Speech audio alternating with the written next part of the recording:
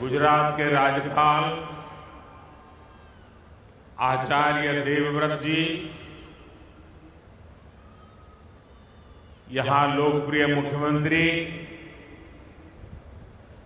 श्रीमान भूपेंद्र भाई पटेल, गुजरात भारतीय जनता पार्टी के अध्यक्ष जगदीश विश्वकर्मा जी, गुजरात सरकार में मंत्री नरेश भाई पटेल, जयराम भाई गामित, संसद के मेरे पुराने साथी मनसुख भाई वसावा, मंच पर उपस्थित भगवान बिरसा मुंडा के परिवार के सभी सदस्यगण, देश के कोने कोने से इस कार्यक्रम का हिस्सा बन रहे मेरे आदिवासी भाई बहन, अन्य सभी महानुभाव और देश के अनेक कार्यक्रम इस समय चल रहे हैं। अनेक लोग हमारे साथ टेक्नोलॉजी से जुड़े हुए हैं, गवर्नर श्री हैं, मुख्यमंत्री हैं, मंत्री हैं। मैं उनको भी जनजातीय गौरव दिवस की बहुत बहुत शुभकामनाएं देता हूं।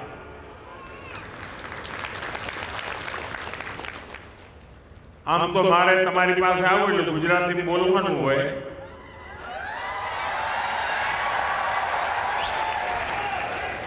પણ અત્યારે સમગ્ર દેશના લોકો આપણા કાર્યક્રમમાં જોડાયેલા છે, એટલે તમારા બધાના આશીર્વાદ અને અનુમતિથી હવે મારે વાત હિન્દીમાં જ કરવી પડશે। मां नर्मदा की ये पावन धरती आज एक और ऐतिहासिक आयोजन की साक्षी बन रही है। अभी 31 अक्टूबर को हमने यहां सरदार पटेल की 150वीं जयंती मनाई। हमारी एकता और विविधता को सेलिब्रेट करने के लिए भारत पर्व शुरू हुआ और आज भगवान बिरसा मुंडा की 150वीं जयंती के इस भव्य आयोजन के साथ हम भारत पर्व की पूर्णता के साक्षी बन रहे हैं। मैं इस पावन अवसर पर भगवान बिरसा मुंडा को प्रणाम करता हूं। आजादी के आंदोलन में गुजरात, राजस्थान, मध्य प्रदेश और पूरे जनजातीय क्षेत्र में आजादी की अलग जगाने वाले गोविंद गुरु का आशीर्वाद भी हम सबके साथ जुड़ा हुआ है। मैं इस मन से गोविंद गुरु को भी प्रणाम करता हूं। अभी कुछ देर पहले मुझे देव मोगरा माता के दर्शन का भी सौभाग्य प्राप्त हुआ।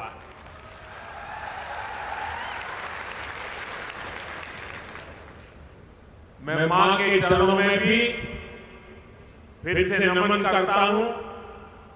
बहुत कम लोगों को पता होगा,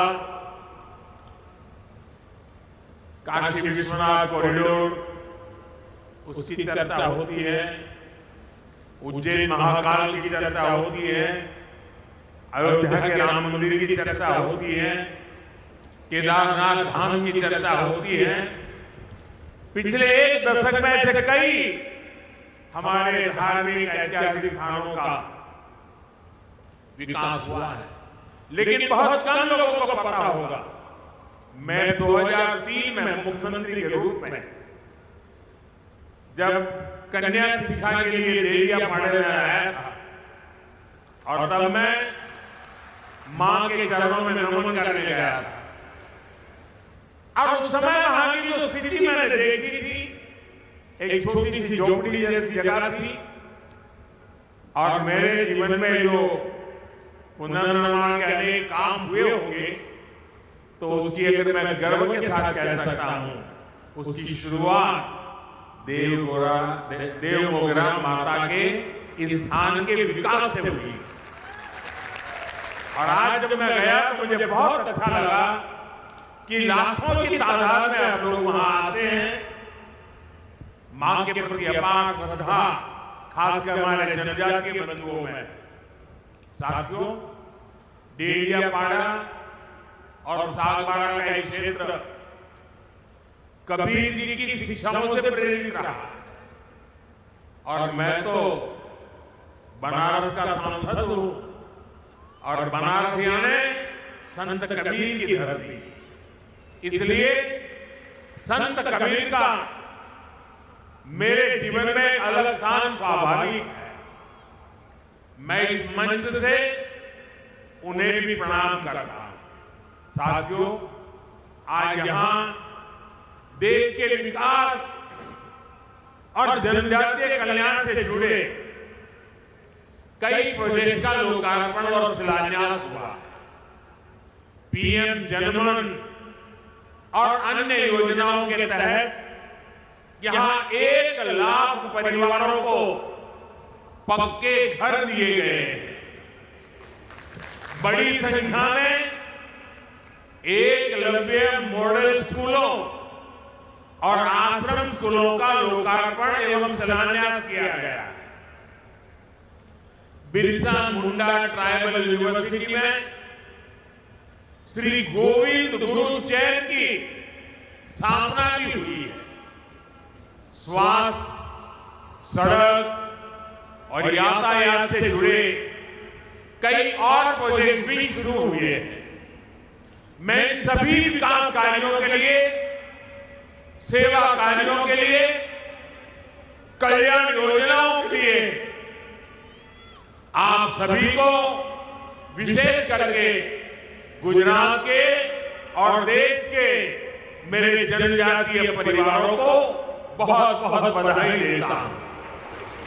साथियों, 2021 में हमने भगवान बिरसा मुंडा की जयंती को जनजातीय गौरव दिवस के रूप में मनाने की शुरुआत की थी।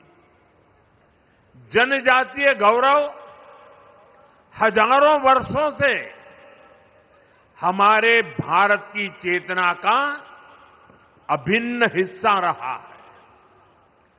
जब जब देश के सम्मान, स्वाभिमान और स्वराज की बात आई, तो हमारा आदिवासी समाज सबसे आगे खड़ा हुआ। हमारा स्वतंत्रता संग्राम इसका सबसे बड़ा उदाहरण है।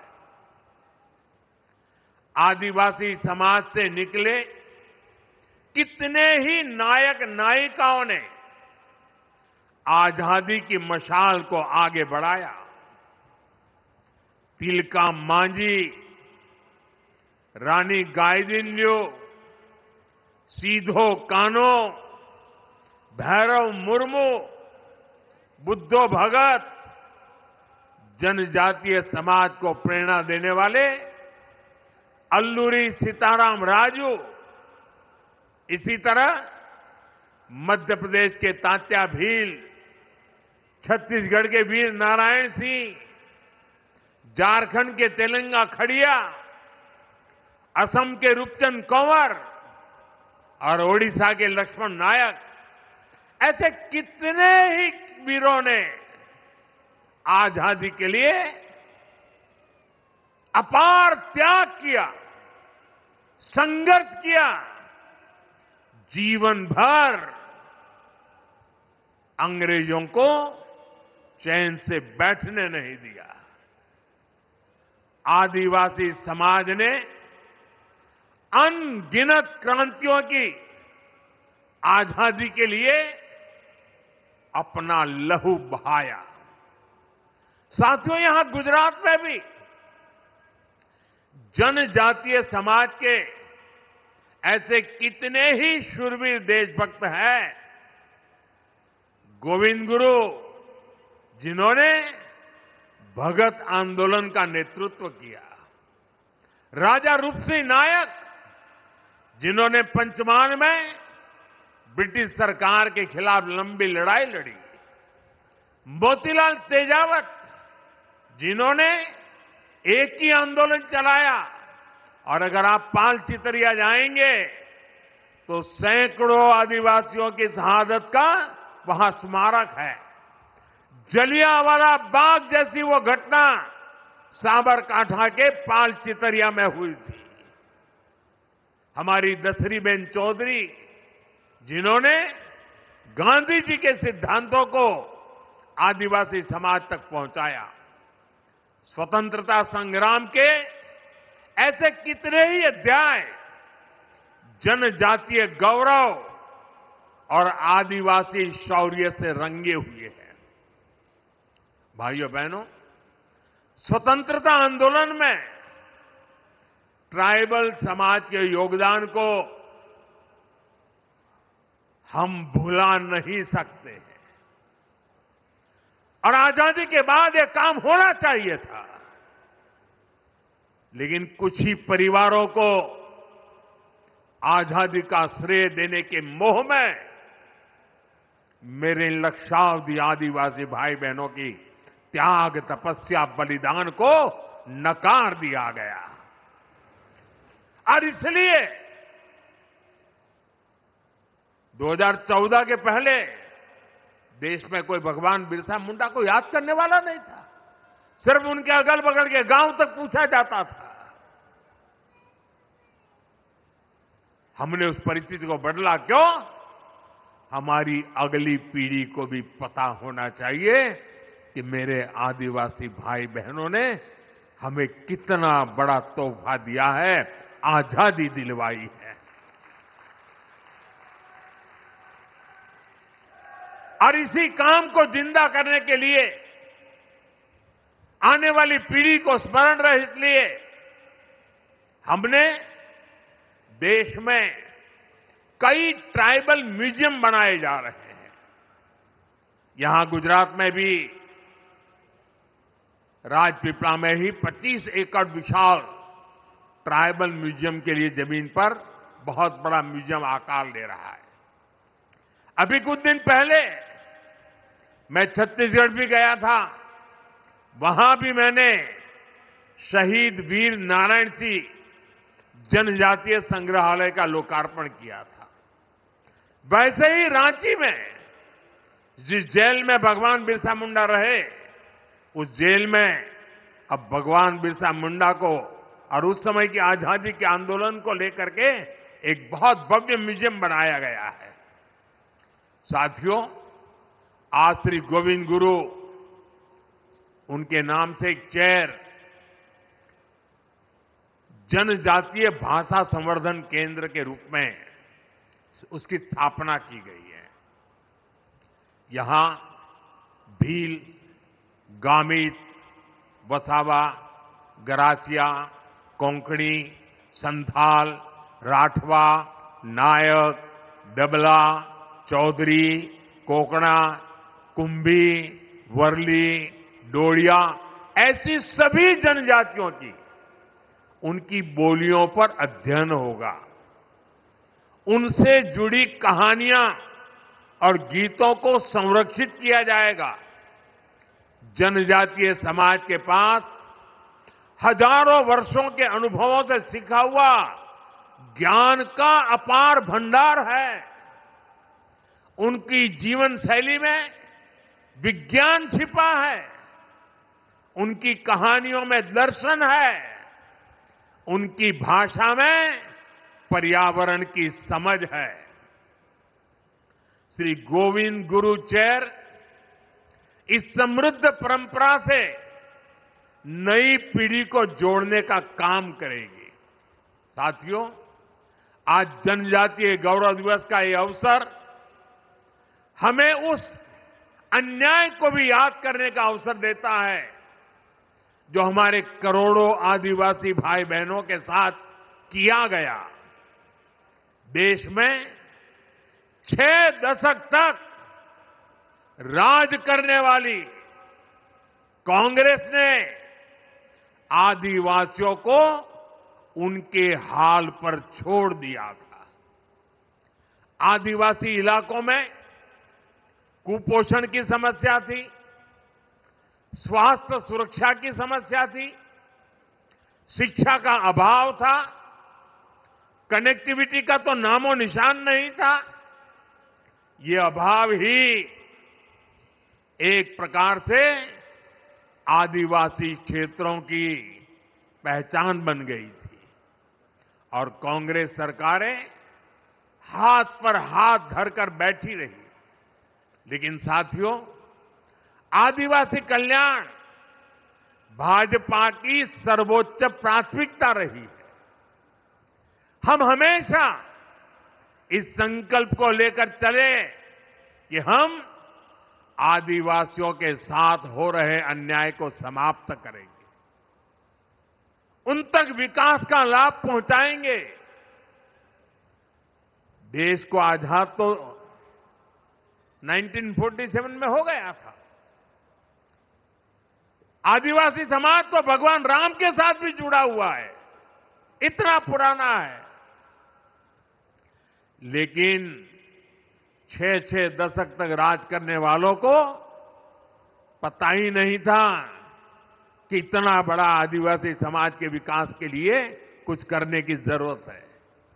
साथियों, जब पहली बार अटल बिहारी वाजपेयी प्रधानमंत्री बने, भाजपा की सरकार बनी, तब देश में पहली बार जनजातीय समाज के लिए एक अलग मंत्रालय का गठन किया था। उसके पहले नहीं किया गया। लेकिन अटल जी की सरकार के बाद 10 साल जो कांग्रेस को फिर से काम करने का मौका मिला, तो उन्होंने इस मंत्रालय की उपेक्षा की, पूरी तरह भुला दिया गया। आप कल्पना कर सकते हैं, 2013 में कांग्रेस ने जनजातीय कल्याण के लिए कुछ हजार रुपए की योजना बनाई। कुछ हजार रुपए, एक जिले में 1000 रुपए से काम नहीं होता है। हमारी सरकार आने के बाद हमने बहुत बड़ी वृद्धि की, उसके हितों की चिंता की, हमने मंत्रालय के बजट को बढ़ाया और आज जनजातीय मंत्रालय का बजट अनेक गुना बढ़ा करके हमने आज जनजातीय क्षेत्रों के विकास का बीड़ा उठाया है। शिक्षा हो, स्वास्थ्य हो, कनेक्टिविटी हो, हर क्षेत्र में हम आगे बढ़ने का प्रयास कर रहे हैं। साथियों, एक समय यहां गुजरात में भी आदिवासी इलाकों में स्थिति बहुत अच्छी नहीं थी।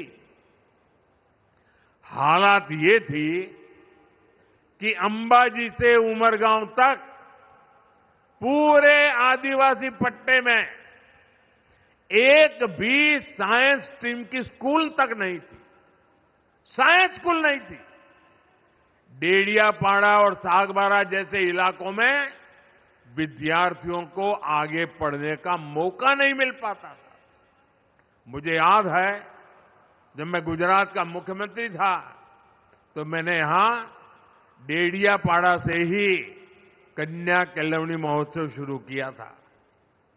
तब बहुत सारे बच्चे मुझसे मिलते थे और वो बच्चे बहुत सपने देखते थे, बहुत कुछ बनना चाहते थे। किसी को डॉक्टर बनने का मन था, कोई इंजीनियर बनना चाहता था, कोई साइंटिस्ट बनना चाहता था। मैं उन्हें समझाता था, शिक्षा ही इसका रास्ता है। आपके सपनों को पूरा करने में जो भी बाधाएं हैं उन्हें हम दूर करेंगे, मैं विश्वास देता था। साथियों, स्थितियों में बदलाव के लिए हमने दिन रात मेहनत की, उसी का परिणाम है आज गुजरात के आदिवासी पट्टे में। मैं जब मुख्यमंत्री बना उसके पहले जहां साइंस स्ट्रीम की स्कूल नहीं थी, आज उस आदिवासी पट्टे में 10,000 से ज्यादा स्कूल है। पिछले 2 दशकों में आदिवासी इलाका में 2 दर्जन साइंस कॉलेज, सिर्फ स्कूल नहीं, science college, commerce college, arts college बने हैं। भाजपा सरकार ने आदिवासी बच्चों के लिए सैकड़ों हॉस्टल तैयार किए। यहां गुजरात में 2 ट्राइबल यूनिवर्सिटी भी बनवाई। ऐसे ही प्रयासों से यहां भी बड़ा बदलाव आया है। 20 साल पहले जो बच्चे अपना सपना लेकर मुझसे मिलते थे, अब उनमें से कई डॉक्टर और इंजीनियर है, तो कोई रिसर्च फील्ड में काम कर रहा है। साथियों, आदिवासी बच्चों का भविष्य उज्जवल बनाने के लिए हम दिन रात काम कर रहे हैं। बीते 5-6 वर्षों में ही केंद्र सरकार ने देश में एकलव्य मॉडल आदिवासी स्कूलों के लिए 18,000 करोड़ रुपए से ज्यादा खर्च किए। छात्राओं के लिए स्कूल में जरूरी सुविधाएं उपलब्ध कराई गई। इसका नतीजा यह है कि इन स्कूलों में एडमिशन लेने वाले ट्राइबल बच्चों की संख्या में 60% की वृद्धि हुई है। साथियों, आदिवासी युवाओं को जब अवसर मिलते हैं तो वो हर क्षेत्र में बुलंदी को छूने की ताकत रखते हैं। उनकी हिम्मत, उनकी मेहनत और उनकी काबिलियत, ये उन्हें परंपरा से मिले हुए, विरासत में मिले होते हैं। आज खेल जगत का उदाहरण सबके सामने है।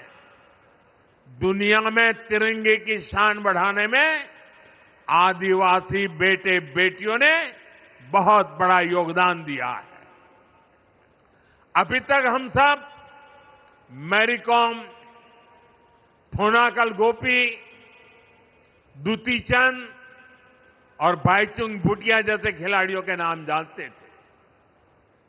अब हर बड़ी प्रतियोगिता में ट्राइबल इलाकों से ऐसे ही नए नए खिलाड़ी निकल रहे हैं। अभी भारत की क्रिकेट टीम ने विमेन वर्ल्ड कप जीतकर इतिहास रचा है। उसमें भी हमारी एक जनजातीय समाज की बेटी ने अहम भूमिका निभाई है। हमारी सरकार आदिवासी इलाकों में नई प्रतिभाओं को तलाशने और उन्हें आगे बढ़ाने के लिए लगातार काम कर रही है। जनजातीय क्षेत्रों में स्पोर्ट्स फैसिलिटीज को भी बढ़ाया जा रहा है। साथियों, हमारी सरकार वंचित को वरीयता के विजन पर काम करती है। इसका बहुत बड़ा उदाहरण ये हमारा नर्मदा जिला भी है। पहले तो ये अलग नहीं था, वो भरूच जिले का हिस्सा था, कुछ सूरत जिले का हिस्सा था, और ये सारा इलाका कभी पिछड़ा माना जाता था। हमने इसे वरीयता दी, हमने इस जिले को आकांक्षी जिला बनाया और आज ये विकास के कई पैरामीटर्स में बहुत आगे आ गया है। इसका बहुत बड़ा लाभ यहां के आदिवासी समुदाय को मिला है। आपने देखा है केंद्र सरकार की कई योजनाओं को हम आदिवासी बहुल राज्यों और वंचित वर्गों के बीच जाकर ही लॉन्च करते हैं। आपको याद होगा 2018 में मुफ्त इलाज के लिए आयुष्मान भारत योजना लॉन्च हुई थी। ये योजना हमने झारखंड के आदिवासी इलाके में रांची में जाकर के शुरू हुई थी और आज देश के करोड़ों आदिवासी भाई बहनों को इसके तहत 5 लाख तक मुफ्त इलाज की सुविधा मिल रही है। सरकार ने आयुष्मान आरोग्य मंदिर की शुरुआत भी आदिवासी बहुल छत्तीसगढ़ से की थी। इसका भी बहुत बड़ा लाभ जनजातीय वर्ग को मिल रहा है। साथियों, आदिवासियों में भी जो सबसे पिछड़े आदिवासी हैं, हमारी सरकार उन्हें विशेष प्राथमिकता दे रही है। जिन क्षेत्रों में आजादी के इतने दशक बाद भी जहां न बिजली थी, न पानी पहुंचाने की व्यवस्था थी, न सड़क थी, न अस्पताल की सुविधा थी, इन इलाकों के विकास का विशेष अभियान चलाने के लिए हमने झारखंड के खूंटी से पीएम जनमन योजना शुरू की थी। भगवान बिरसा मुंडा के गांव में गया था। उस मिट्टी को माथे पर चढ़ा करके मैंने आदिवासियों के कल्याण के संकल्प लेकर के निकला हुआ इंसान हूं। और देश का मैं पहला प्रधानमंत्री था जो भगवान बिरसा मुंडा के घर गया था। और आज भी भगवान बिरसा मुंडा के परिवारजनों के साथ मेरा उतना ही गहरा नाता रहा है। पीएम जनधन योजना पर 24,000 करोड़ रुपए खर्च किए जा रहे हैं। साथियों, धरती आबा जनजातीय ग्राम उत्कर्ष अभियान भी पिछड़े आदिवासी गांवों के विकास की नई गाथा लिख रहा है। देश भर में अब तक 60,000 से अधिक गांव इस अभियान से जुड़ चुके हैं। इनमें से हजारों गांव ऐसे हैं जहां पहली बार पीने का पानी पाइपलाइन से पहुंचा है और सैकड़ों गांवों में टेलीमेडिसिन की सुविधा शुरू हुई है। इस अभियान के तहत ग्राम सभाओं को विकास की धुरी बनाया गया है। गांवों में स्वास्थ्य, शिक्षा, पोषण, कृषि और आजीविका पर सामुदायिक योजनाएं तैयार हो रही है। ये अभियान दिखाता है कि अगर कुछ ठान लिया जाए तो हर असंभव लक्ष्य भी संभव बन जाता है। साथियों, हमारी सरकार आदिवासियों के जीवन से जुड़े हर पहलू को ध्यान में रखकर काम कर रही है। हमने वन उपज की संख्या को 20 से बढ़ाकर करीब 100 किया है। वन उपज पर एमएसपी बढ़ाई। हमारी सरकार मोटे अनाज, श्री अन्न को खूब बढ़ावा दे रही है, जिसका फायदा आदिवासी क्षेत्रों में खेती करने वाले हमारे आदिवासी भाई बहनों को मिल रहा है। गुजरात में हमने आपके लिए वन बंधु कल्याण योजना शुरू की थी। इसको आपको एक नई आर्थिक मजबूती मिली। और मुझे याद है जब उस योजना को मैंने शुरू किया था तो महीनों तक अलग अलग आदिवासी क्षेत्रों से लोग मेरा धन्यवाद करने और मुझे सम्मानित करने के लिए आते। इतनी बड़ी परिवर्तनकारी थी। मुझे आज खुशी है कि भूपेंद्र भाई उस वन बंधु कल्याण योजना का विस्तार कर रहे हैं और अब उसे जनजातीय कल्याण योजना के रूप में नए विस्तृत कार्यक्रमों के साथ आपकी सेवा में प्रस्तुत किया जा रहा है। भाइयों बहनों, आदिवासी समुदायों में सिकल सेल ये बीमारी एक बहुत बड़ा खतरा रही है। इससे निपटने के लिए जनजातीय इलाकों में डिस्पेंसरी, मेडिकल सेंटर और हॉस्पिटल की संख्या बढ़ाई गई है। सिकल सेल बीमारी से निपटने के लिए राष्ट्रीय स्तर पर अभियान चल रहा है। इसके तहत देश में 6 करोड़ आदिवासी भाई बहनों की स्क्रीनिंग हो चुकी है। साथियों, नई राष्ट्रीय शिक्षा नीति के तहत स्थानीय भाषा में पढ़ाई की सुविधा भी दी जा रही है। आदिवासी समाज के जो बच्चे केवल भाषा के कारण पिछड़ जाते थे, वो अब स्थानीय भाषा में पढ़ाई करके खुद भी आगे बढ़ रहे हैं और देश की तरक्की में अपना ज्यादा से ज्यादा योगदान दे रहे हैं। साथियों, हमारे गुजरात के आदिवासी समाज के पास कला की भी अद्भुत पूंजी है। उनकी पेंटिंग्स, उनकी चित्रकलाएं अपने आप में खास है। एक बेटी वहां चित्र लेकर के बैठी है, वो देने के लिए लाई लगती है। ये हमारे एसपी जी के लोग जरा ले लो इस बेटी के पास से। यहां से मुझे लगता है कुछ वर्ली पेंटिंग भी दिखता है उसमें। धन्यवाद बेटा, आपका अगर उसमें अता पता होगा तो मैं चिट्ठी लिखूंगा आपको।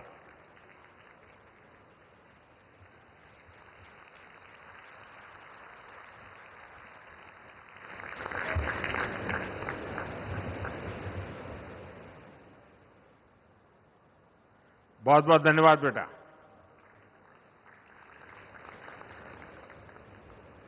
कला, चित्र ये यहां सहज है। हमारे परेश भाई राठवा जैसे चित्रकार जो इन विधाओं को आगे बढ़ा रहे हैं और मुझे संतोष है कि हमारी सरकार ने परेश भाई राठवा को पद्म पुरस्कार से सम्मानित किया है। साथियों, किसी भी समाज की प्रगति के लिए लोकतंत्र में उसकी सही भागीदारी भी उतनी ही जरूरी होती है। इसलिए हमारा ध्येय है जनजातीय समाज के हमारे भाई बहनों को देश के बड़े पदों पर भी पहुंचे, देश का नेतृत्व करें। आप देखिए, आज देश की राष्ट्रपति एक आदिवासी महिला है।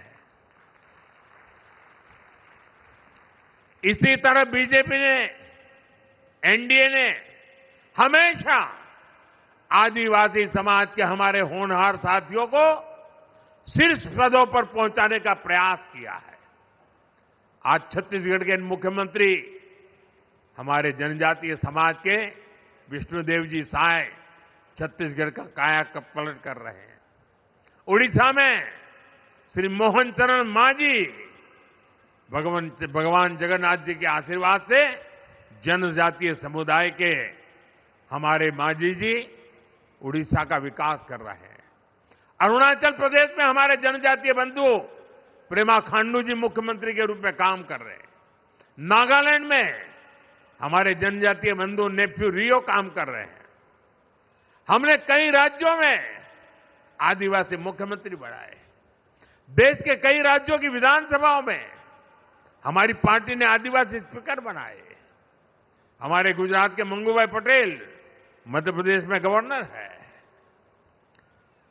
हमारी केंद्र सरकार में सर्बानंद जी सोनोवाल आदिवासी समाज से हैं और पूरी शिपिंग मिनिस्ट्री संभाल रहे हैं। वे कभी आसाम के मुख्यमंत्री हुआ करते थे। साथियों, इन सभी नेताओं ने देश की जो सेवा की है, देश के विकास में जो योगदान दिया है, वह अतुलनीय है, अभूतपूर्व है। साथियों, आज देश के पास सबका साथ सबका विकास के मंत्र की ताकत है। इसी मंत्र ने बीते वर्षों में करोड़ों लोगों का जीवन बदला है। इसी मंत्र ने देश की एकता को मजबूती दी है और इसी मंत्र ने दशकों से उपेक्षित जनजातीय समाज को मुख्य धारा से जोड़ा है। इतना ही नहीं, संपूर्ण समाज का नेतृत्व हो रहा है। इसलिए आज भगवान बिरसा मुंडा की 150वीं जयंती के पावन पर्व पर हमें सबका साथ सबका विकास के मंत्र को मजबूत करने की शपथ लेनी है। न विकास में कोई पीछे रहे, न विकास में कोई पीछे छूटे। यही धरती आबा के चरणों में सच्ची श्रद्धांजलि है। मुझे विश्वास है हम सब एक साथ मिलकर आगे बढ़ेंगे और विकसित भारत के सपने को पूरा करेंगे। इसी संकल्प के साथ आप सभी को एक बार फिर जनजातीय गौरव दिवस की शुभकामनाएं। और मैं देशवासियों को कहूंगा कि ये जनजातीय गौरव दिवस, इसमें हमारी मिट्टी की महक है, इसमें हमारे देश की परंपराओं को जीने वाले जनजातीय समुदाय की परंपरा भी है, पुरुषार्थ भी है और आने वाले युग के लिए आकांक्षाएं भी है। और इसलिए भारत के हर कोने में हमेशा हमेशा हमने 15 नवंबर को भगवान बिरसा मुंडा के जन्म दिवस को, जनजातीय गौरव दिवस को अत्यंत गौरव के साथ मनाना है। हमें नई शक्ति से आगे बढ़ना है, नए विश्वास से आगे बढ़ना है और भारत की जड़ों से जुड़ते हुए हमने नई ऊंचाइयों को पार करना है। इस विश्वास के साथ आप सबका बहुत बहुत धन्यवाद। भारत माता की, भारत माता की, भारत माता की। हम सबको पता है वंदे मातरम, इस गीत को 150 साल, ये अपने आप में भारत की एक महान प्रेरणा का, लंबी यात्रा का, लंबे संघर्ष का, हर प्रकार से वंदे मातरम एक जो मंत्र बन गया, उसके 150 वर्ष हम मना रहे हैं। मेरे साथ बोलिए, वंदे